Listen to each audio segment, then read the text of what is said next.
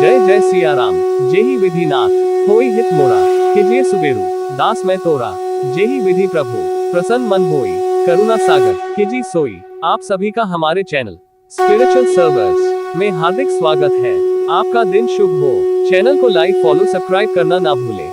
सीताराम सीताराम। श्री रामायण कथा उत्तरकांड भाग 22।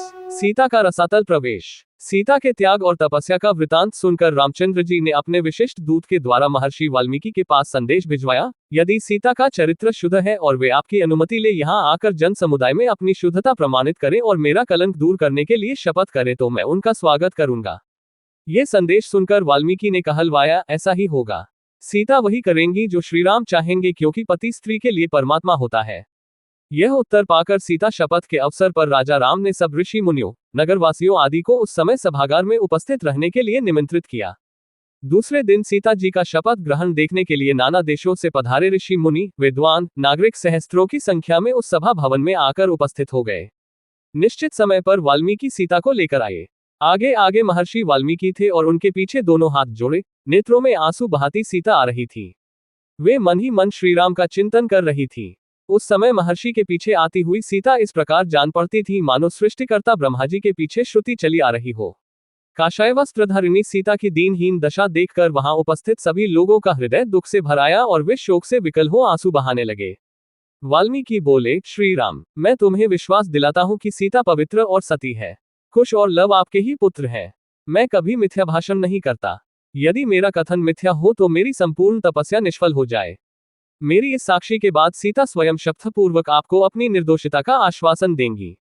महर्षि के इन उत्तम वचनों को सुनकर और सभा के मध्य में जानकी को प्रांजलिभूत खड़ी देखकर रघुनंदन बोले, हे ऋषि श्रेष्ठ, आपका कथन सत्य है और आपके निर्दोष वचनों पर मुझे पूर्ण विश्वास है। वास्तव में वैदेही ने अपनी सच्चरित्रता का विश्वास मुझे अग्नि के समक्ष दिला दिया था, परंतु लोकापवाद के कारण ही मुझे इन्हें त्यागना पड़ा। आप मुझे इस अपराध के लिए क्षमा करें। तत्पश्चात श्रीराम सभी ऋषि मुनियों, देवताओं और उपस्थित जनसमूह को लक्ष्य करके बोले, हे मुनि एवं विज्ञजनों, मुझे महर्षि वाल्मीकि जी के कथन पर पूर्ण विश्वास है, परंतु यदि सीता स्वयं सबके समक्ष अपनी शुद्धता का पूर्ण विश्वास दे तो मुझे प्रसन्नता होगी। राम का कथन समाप्त होते ही सीता हाथ जोड़कर नेत्र झुकाए बोली, मैंने अपने जीवन में यदि श्री रघुनाथ जी के अतिरिक्त कभी किसी दूसरे पुरुष का चिंतन न किया हो तो मेरी पवित्रता के प्रमाण स्वरूप भगवती पृथ्वी देवी अपनी गोद में मुझे स्थान दें। सीता के इस प्रकार शपथ लेते ही पृथ्वी फटी, उसमें से एक सिंहासन निकला। उसी के साथ पृथ्वी की अधिष्ठात्री देवी भी दिव्य रूप में प्रकट हुई। उन्होंने दोनों भुजाएं बढ़ाकर स्वागत पूर्वक सीता को उठाया और प्रेम से सिंहासन पर बिठा लिया। देखते देखते सीता सहित सिंहासन पृथ्वी में लुप्त हो गया।